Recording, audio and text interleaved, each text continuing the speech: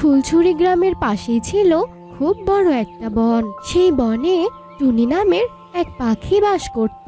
টুনির ছিল এক মেয়ে, নাম তার টিংটিং। টিংটিং ছিল বেশ সহজ সরল একটা মেয়ে। টুনির ছিল একটি কলা বাগান। টুনি সেই কলা বাগানের কলা বিক্রি করে কোনো রকমে তার সংসার চালাতো।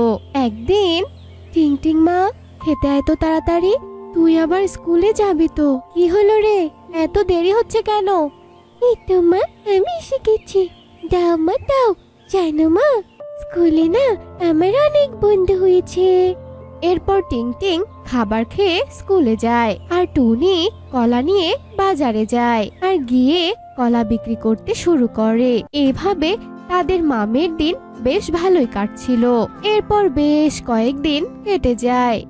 মা, আজকে না আমার স্কুল বন্ধ। আমি তোমার সাথে বাজারে যাব কলা বিক্রি করতে। কতদিন ঘুরতে যাইনি, এই ফাঁকে আমার ঘোরাও হবে। নিয়ে যাও না মা। না রে মা, বাজারে তো অনেক ভিড়, আর তুই সেই ভিড়ের মধ্যে গিয়ে একা কি করবি বলতো? কিন্তু টিংটিং খুব জোর করতে থাকে, তাই টুনি এক পর্যায়ে রাজি হয়ে যায়। টিংটিং ওর মাকে খুব ভালোবাসতো, সব সময় তার মায়ের কথা মতোই চলতো। টুনিও টিংটিংকে নিজের থেকেও বেশি ভালোবাসতো। এরপর দুজনে মিলে বাজারে কলা বিক্রি করতে যায়। টুনি, তোমার কলা খুবই সুস্বাদু আর খুবই মিষ্টি। তোমার কলাগুলো আমার শালু খুবই পছন্দ করে। আমাকে 2 হালি কলা দাও, আর এই নাও টাকা। হ্যাঁ হ্যাঁ, এই নাও তোমার 2 হালি কলা।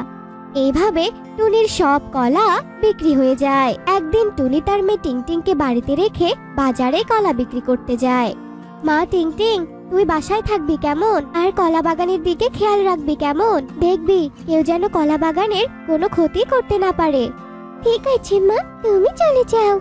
এই বলে টুনি কলা বিক্রি করতে যায়, আর এইদিকে আকাশ খুবই কালো হতে থাকে। বেশ কিছুক্ষণ পর টুনি যখন কলা বিক্রি করে বাড়িতে ফিরছিল, তখনই প্রচন্ড বেগে বৃষ্টি শুরু হয়, আর তার সাথে বজ্রপাত। আরে আরে, এ কি শুরু হয়ে গেল? আমি তো আর এগোতেই পারছি না। এদিকে আমার মেয়েটা যে বাড়িতে একা আছে। হে উপরওয়ালা, তুমি আমাকে বাড়িতে ফেরার শক্তি দাও। এসব বলে টুনি প্রাণপণ চেষ্টা করে তাড়াতাড়ি করে তার বাড়িতে ফেরার জন্য। এইদিকে টিংটিং, আমার মা এই বৃষ্টিতে কোথায় আছে, কি করছে? আমার যে মায়ের জন্য ভীষণ চিন্তা হচ্ছে। এদিকে যে আমি চিন্তায় মরছি। হে উপরওয়ালা, তুমি আমার মাকে ভালোই ভালোই বাড়িতে ফিরিয়ে দাও। এদিকে ঝড় ক্রমশ বাড়তেই থাকে।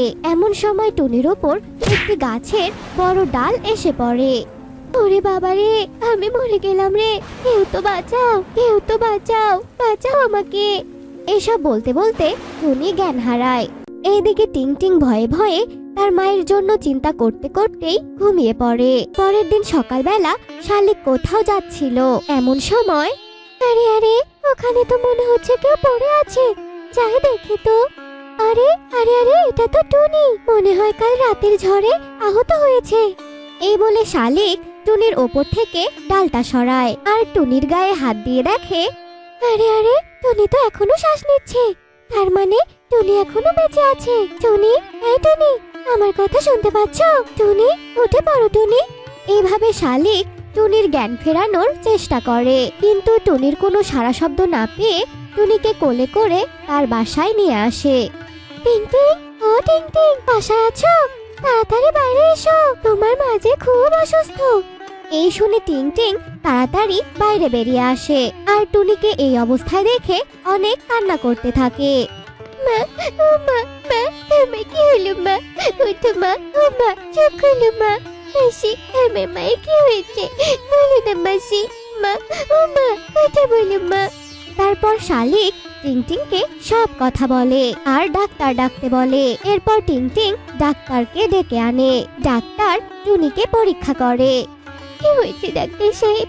মায়ের কি হয়েছে বলুন না, আমার মা ঠিক হয়ে যাবে তো? হ্যাঁ, ঠিক হবে, কিন্তু একটু সময় লাগবে। এই বলে ডাক্তার কিছু ঔষধ দিয়ে সেখান থেকে চলে যায়। এরপর টিংটিং তার মায়ের অনেক সেবা করে, ঔষধ খাওয়ায়। টুনি টিংটিং এর সেবা যত্নে একটু সুস্থ হয়, কিন্তু কোনো কাজ করতে পারে না। কিন্তু প্রচন্ড ঝড়ের কারণে টুনির কলা বাগানের কলার গাছগুলো একেবারে ভেঙে যায়। মা, ও মা, জানো সেদিনই ছাড়ে না আমাদের কলা গাছগুলো ভেঙে গেছে। একদিকে টুনির কলা বাগানের গাছগুলো সব ভেঙেছে, আর অন্যদিকে টুনি খুব অসুস্থ। এসব চিন্তা করে টুনির কলার ব্যবসা একদম বন্ধ হয়ে যায়। এদিকে টিংটিং টুনির চিকিৎসা আর সংসার চালানোর জন্য ঘরে জমানো যা টাকা ছিল সব শেষ করে ফেলে। উপরওয়ালা, এখন আমি কি করব? জমানোর টাকাটা সব শেষ, এইদিকে কলের গাছগুলো নষ্ট হয়ে গেছে। এখন আমি মায়ের চিকিৎসা কি দিয়ে করাবো? কিভাবে সংসার চালাবো আমি? এমন সময় টুনি কাঁদো কাঁদো গলায় টিংটিংকে বলে, মা টিং,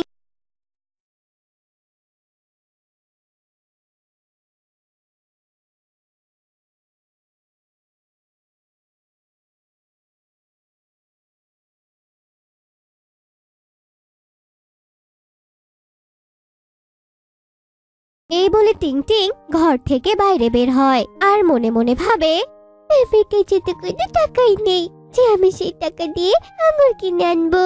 কিন্তু মা তো আমার কাছে আঙুর খেতে চেয়েছে, না জানি এটাই আমার কাছে মায়ের শেষ ইচ্ছে কিনা। কি করব আমি এখন? এসব বলে টিংটিং কান্নায় ভেঙে পড়ে। বেশ কিছুক্ষণ পর টিংটিং কণিকা কাকের বাড়িতে যায়। কাকিমা, ও কাকিমা, আশায় আছো? কাকিমা, আমাকে কয়েকটা টাকা ধার দেবে গো? আমার মায়ের না খুব আঙ্গুর খেতে ইচ্ছে করেছে, দাও না কাকিমা। আঙ্গুর খেতে ইচ্ছে করেছে তো আমি কি করব? হ্যাঁ, তোকে টাকা দিলে তুই আবার কি করে শোধ করবি শুনি?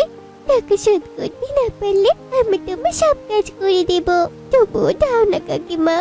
তোকে কাজে রেখে আবার ঝামেলা পোহাবো নাকি আমি? হ্যাঁ, যা এখান থেকে। যে পুচকে মেয়ে, তার উপর আবার টাকা ধার চাইতে এসেছে। এই বলে টিংটিংকে কণিকা তাড়িয়ে দেয়। টিংটিং বনের সব পাখিদের কাছে যায়, কিন্তু কেউ তাকে টাকা ধার দিতে চায় না আর কাজেও রাখতে চায় না। নিরুপায় হয়ে টিংটিং বাড়িতে ফিরে এসে মাটিতে বসে কান্না করতে থাকে। হে উপরওয়ালা, তুমি আমাকে কোন পরীক্ষায় ফেললে? আমি মায়ের একমাত্র সন্তান হয়ে মায়ের শেষ ইচ্ছে পূরণ করতে পারলাম না। তুমি এর থেকে ভালো আমাকে তুলে নাও। এসব বলে টিংটিং কান্না করতে থাকে। এমন সময় সেখানে একটা পরী আসে। পরীকে দেখে টিংটিং ভীষণ ভয় পেয়ে যায় আর পরীকে বলে, কে তুমি? তুমি আমার কোনো ক্ষতি করো না। আমি একটা মায়া পড়ি।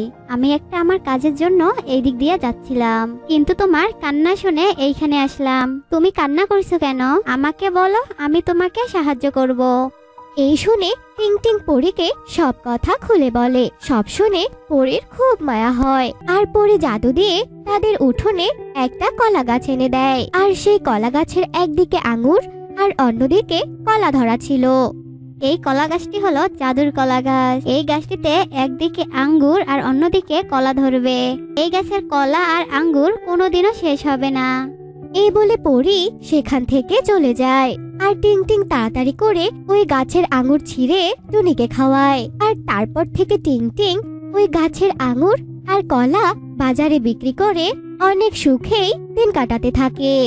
তো বন্ধুরা, আমাদের আজকের এই গল্পটি তোমাদের কাছে কেমন লেগেছে তা কমেন্টে জানাতে ভুলো না কিন্তু।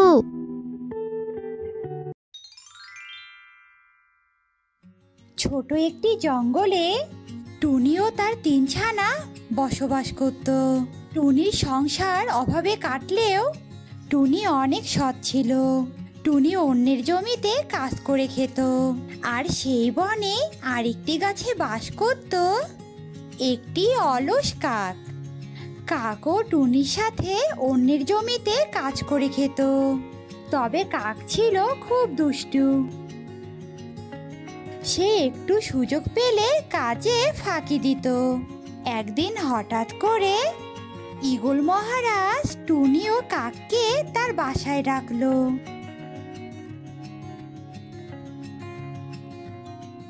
শোনো টুনি, তুমি ও কাক আগামীকাল আমার জমিতে হাল চাষ করবে। আমি তোমাদেরকে অন্যদের থেকে বেশি পারিশ্রমিক দেব। ঠিক আছে মহারাজ, আমরা আপনার কাজ করে দেব। আমাদের যা পারিশ্রমিক হয় তা আমাদেরকে দিলেই চলবে, বেশি দিতে হবে না। এই কথা বলে টুনি ও কাক টুনির বাসায় চলে যায়। টুনির বাসায় গিয়ে কাক টুনিকে বলল, আরে টুনি, তুই বোকা নাকি? ঈগল মহারাজ বেশি টাকা দিতে চাইলো, আর তুই বললি বেশি টাকা দিতে হবে না। এভাবে কি তাড়াতাড়ি ধনী হওয়া যাবে বল?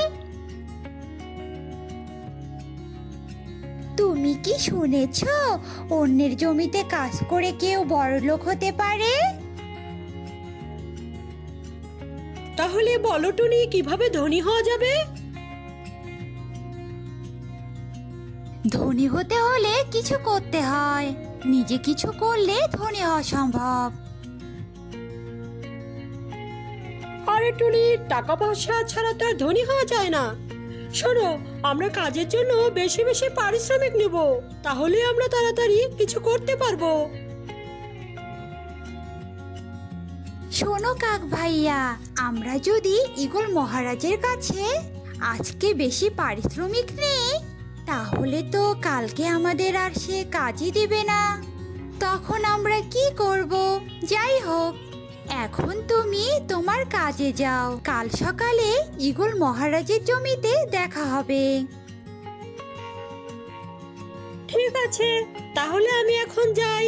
কাল আবার সকাল সকাল মহারাজের জমিতে কাজে যেতে হবে, এই কথাটা মনে রাখিস। এই কথা বলে কাক টুনির বাসায় থেকে চলে যায়। পরের দিন টুনি সকাল সকাল ঘুম থেকে ওঠে। ছানারা, তোমরা বাসায় থেকো, আমি ঈগল মহারাজের জমিতে কাজে যাচ্ছি।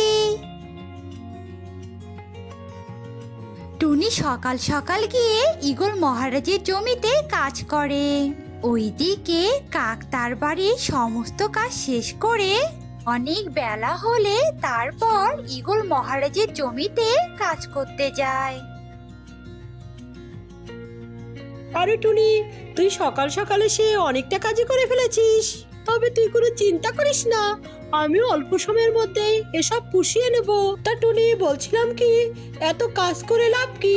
পারিশ্রমিক তো বেশি নেব না, তো বেশি বেশি কাজ করে লাভ কি? কাক ভাই, তুমি এখন বেশি কথা বলো না তো, এখন কাজ করা শুরু করো। তারপর কাক টুনির সাথে কাজ করা শুরু করে। অল্প সময় কাজ করার পর কাক টুনিকে বলতে লাগলো, টুনি বোন, আমি খুব হাঁপিয়ে উঠেছি, তুমি একটু কাজ করো, আমি অল্প সময় বিশ্রাম নিয়ে আবার কাজ শুরু করে দেবো। ঠিক আছে, যাও, আর তাড়াতাড়ি চলে এসো কিন্তু। এরপর কাক একটি গাছের ছায়ায় বিশ্রাম নিতে চলে যায়। এভাবে রোদে পুড়ে কাজ করে আমি অনেক কালো হয়ে গেছি, আর এভাবে রোদে পুড়ে কাজ করে কতদিনে বা আমি ধনী হব? না, এমন কাজ করতে আর ভালো লাগে না। কাক গাছের নিচে বিশ্রাম নিতে নিতে একসময় ঘুমিয়ে পড়ে। অপরদিকে টুনি একটানা কাজ করতে থাকে। সন্ধ্যা হওয়ার কিছুক্ষণ আগ মুহূর্তে কাকের ঘুম ভাঙলো। আরে, আমি তো ঘুমিয়ে পড়েছিলাম, সন্ধ্যা তো প্রায় হয়ে এলো। এখন যদি জমিতে না যাই তাহলে তো আমাকে টাকার ভাগ দেবে না। না, আমাকে জলদি জমিতে যেতে হবে। এসব কথা বলে কাক টুনির কাছে চলে গেল। বাহ টুনি, তুমি তো সব কাজ শেষ করে ফেলেছো, এই জন্যই তোমাকে আমার এত ভালো লাগে, আর এই জন্যই আমি তোমার সাথে কাজে আসি। আর কিছুক্ষণের মধ্যেই ঈগল মহারাজ তাদেরকে পারিশ্রমিক দিতে আসে। বাহ, তোমরা তো অনেক কাজের, তোমরা দুজনে মিলে আমার জমির কাজ শেষ করে ফেলেছো। মহারাজ, আমরা কাজ ছাড়া অন্য কিছু ভাবতেই পারি না। তবে মহারাজ, পারিশ্রমিকটা একটু বাড়িয়ে দিন। দেখুন, সারাদিন আপনার কাজ করে আমার শরীরটা অনেক কালো হয়ে গেছে। ঠিক আছে ঠিক আছে, তোমরা চিন্তা করো না, আমি পারিশ্রমিক বাড়িয়ে দিচ্ছি। তারপর টুনি ও কাক তাদের পারিশ্রমিক নিয়ে চলে গেল। শোনো টুনি, তুমি আমার মতো চালাক হও, তাহলে অল্প পরিশ্রম করে বেশি উপার্জন করতে পারবে। শোনো কাক ভাইয়া, আমাকে তোমার মতো এত চালাক হতে হবে না, আমি এমনিতেই ভালো আছি। সেদিনের মতো কাক আর টুনি যার যার বাসায় চলে যায়। পরের দিন টুনি এবং কাক কোথাও কোনো কাজ পেল না, তাই তারা কাজ খোঁজার জন্য যাচ্ছিল। হঠাৎ তারা দেখতে পেল একজন তান্ত্রিক গাছের নিচে ঘুমিয়ে আছে, আর একটি সাপ তার দিকে এগিয়ে যাচ্ছে। কাক ভাইয়া, চলো, আমাদের এক্ষুনি তান্ত্রিক বাবাকে সাহায্য করা উচিত। টুনি, ছাড়ো তো, আমাদের তান্ত্রিক বাবাকে সাহায্য করলে কি লাভ হবে? বরঞ্চ আমাদের সময় নষ্ট হবে। তুমি তো জানোই আমি টাকা ছাড়া ফিরি ফিরি কিছু করি না। কাউকে বিপদে দেখলে তাকে সাহায্য করা আমাদের কর্তব্য, তাতে লাভ লোকসান হিসাব করা ঠিক না। ঠিক আছে, তোমার যা কর্তব্য তুমি করো।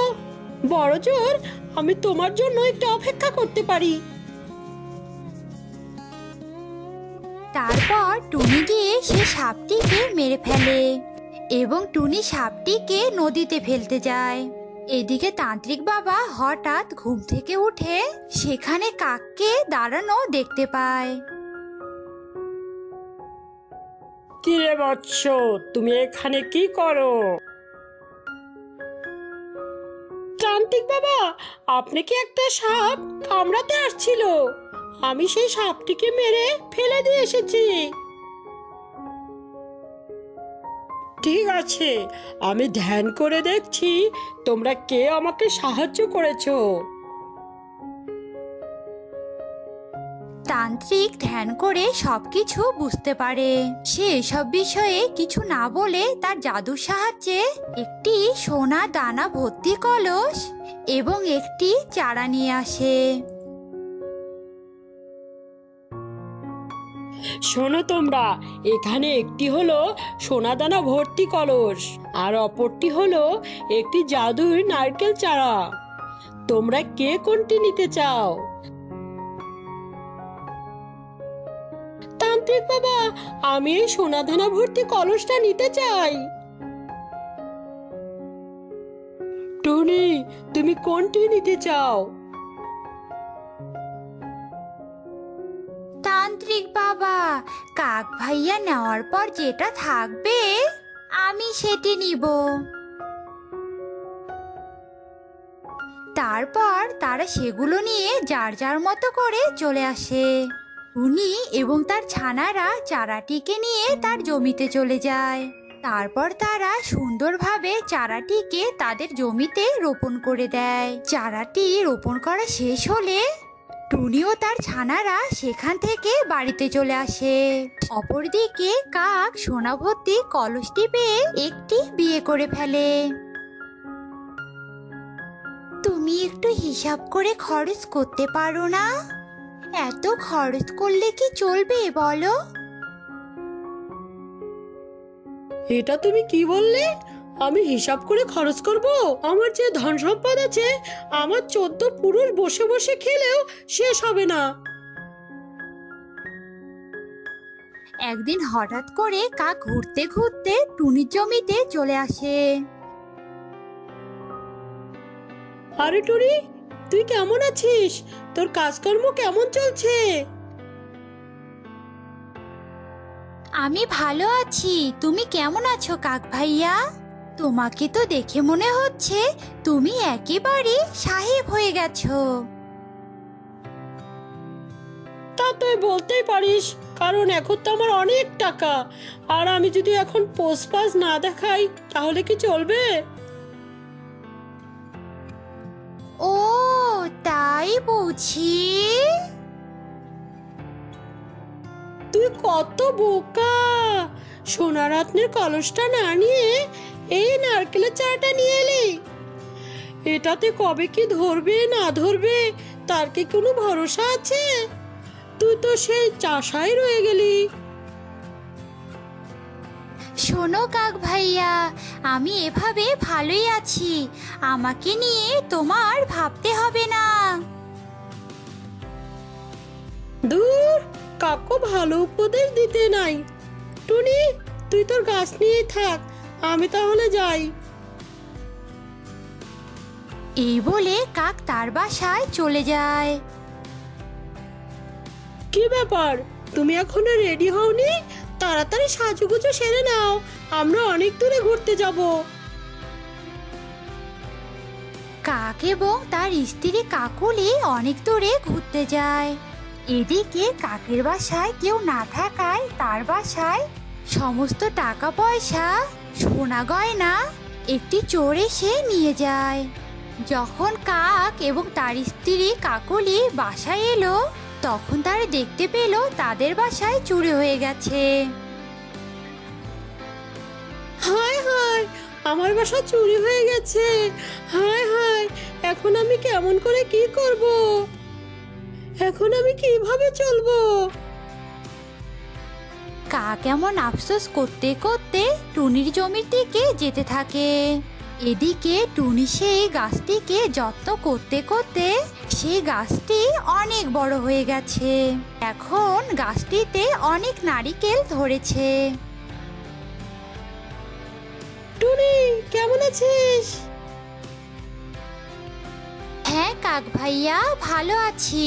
দেখেছো কাক ভাইয়া, আমার নারিকেল গাছে অনেক সুন্দর সুন্দর নারিকেল ধরেছে। টুনি, তুই আমাকে মাফ করে দে, আমি তোকে দিয়ে অনেক বেশি কাজ করিয়েছি, টাকা পয়সাও আমি বেশি নিয়েছি, আর অবশেষে সোনার কলসটিও আমি নিয়েছি। কিন্তু আজ আমার সব শেষ, আমার সবকিছু চোরে নিয়ে গিয়েছে।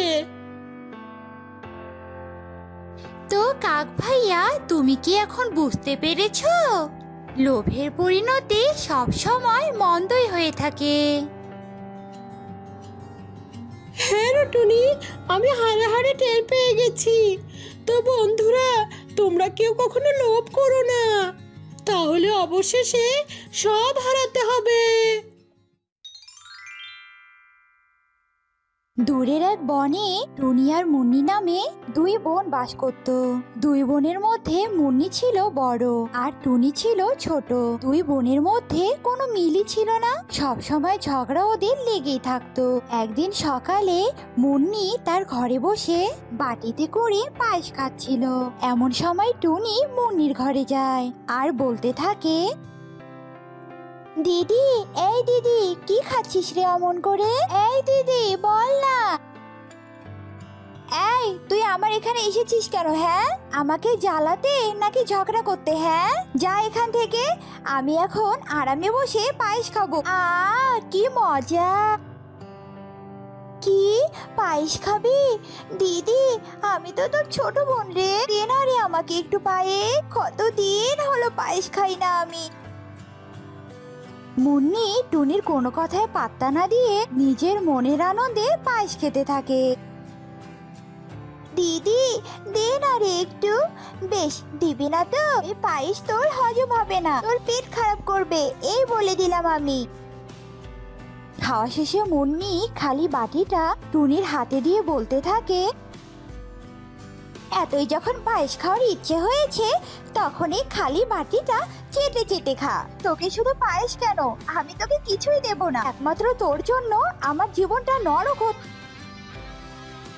খালি বাটিটা দেখে টুনির খুব রাগ হয় আর টুনি বাটিটা মুন্নির দিকে ছুঁড়ে মারে আর বাটির আঘাতে মুন্নির মাথা কিছুটা ফেটে যায়। ও বাবা গো, ও মা গো, ফেটে গেল গো, ফেটে গেল, মাথাটা ফেটে গেল। ফেটে গিয়েছে ঠিক হয়েছে, আমাকে পায়েস না দেওয়ার শাস্তি এটাই তো। আমি আজকেই রাজা মশাইকে বলে দেব। ব্যথা, মা গো রে মা, ওরে মারে। মুন্নি রাজা ঈগলের দরবারে যায় আর ঈগলকে টুনির ব্যাপারে সব কথা খুলে বলে। কি ব্যাপার টুনি, মুন্নি যেসব বলছে সেগুলো কি সব সত্যি? বলো টুনি বলো। হ্যাঁ সত্যি, তবে আমি যা করেছি বেশ করেছি।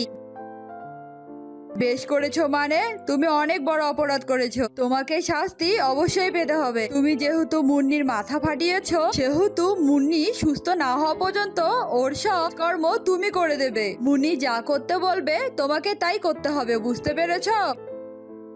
রাজার কথা শুনে মুন্নি মনে মনে হাসে আর বলতে থাকে, এবার মজা বুঝবি তুই। একটা মাসে কয়টা দিন যা। টুনি, আমি বাড়িতে যাব, আমাকে পেটে করে বাড়িতে নিয়ে যা।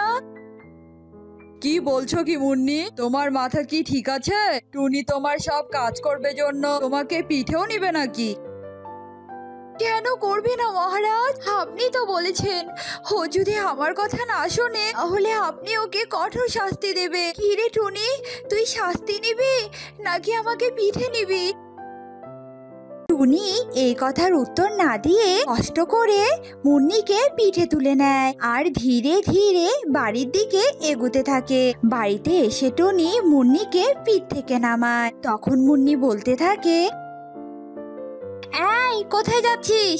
আমার জন্য রান্না করে নিয়ে আয় যা, আমার ক্ষুধা লেগেছে। তোর মতো শয়তান বোন আমি একটাও দেখিনি। আমি আর কোনো তোর কাজ করব না, এমনকি এই বনে থাকবো না, চলে যাব।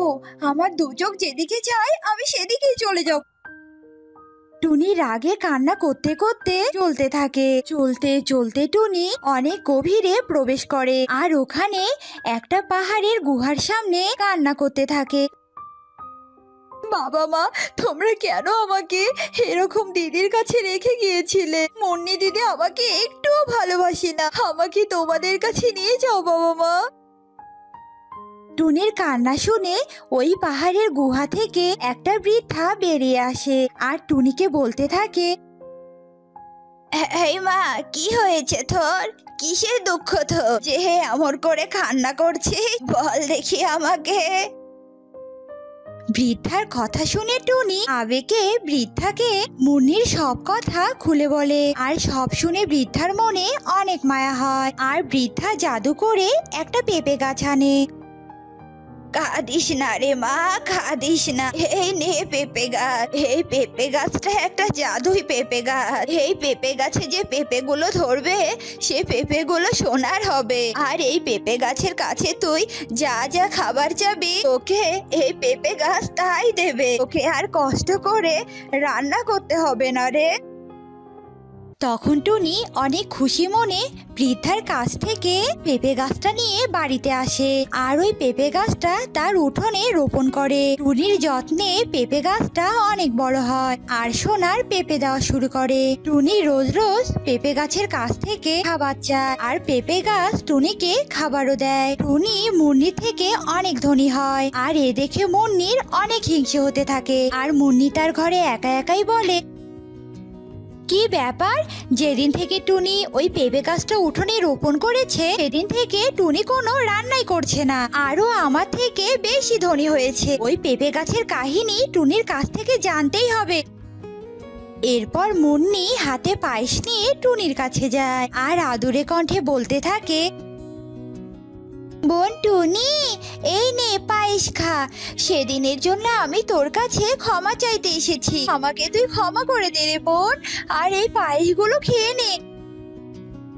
মুন্নির এমন কথা শুনে টুনির মন গলে যায় আর টুনি মুন্নির হাত থেকে পায়েস নিয়ে বেশ মজা করে খেতে থাকে। এই সুযোগে মুন্নি টুনিকে বলতে থাকে, আরে বোন, তুই তোর পেঁপে গাছটা কোথায় পেয়েছিস রে? আর তোর পেঁপে গাছ কি এমন জাদু জানে? আমাকে একটু বল তো বোন। মুন্নির কথা শুনে টুনি সবকিছু খুলে বলে। সব শুনে মুন্নি তার ঘরে গিয়ে বলতে থাকে, জাদুই পেঁপে গাছ, তার মানে টুনি এত ধনী হচ্ছে। আমি আজকেই টুনির মতো ওই পাহাড়ে গুহার সামনে গিয়ে কান্না করব আর জাদুই পেঁপে গাছ নিয়ে চলে আসব। যেই ভাবা সেই কাজ। মুন্নি ওই পাহাড়ের গুহার সামনে বসে কাঁদতে থাকে।